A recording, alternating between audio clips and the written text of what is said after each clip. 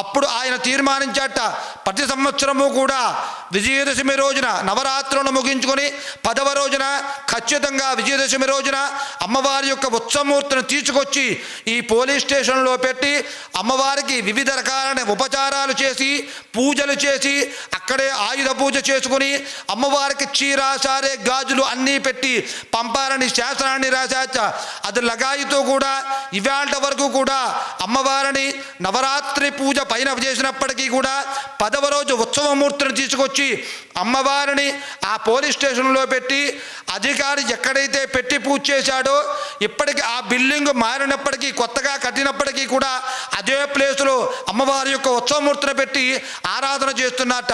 అలా చేయడం వల్ల ఏమి వస్తోంది ఫలితం అంటే సమస్త రక్షణ శాఖకి ఈవిడ రక్షణగా ఉంటుందని ధర్మశాస్త్రం చెప్పినటువంటి మాట.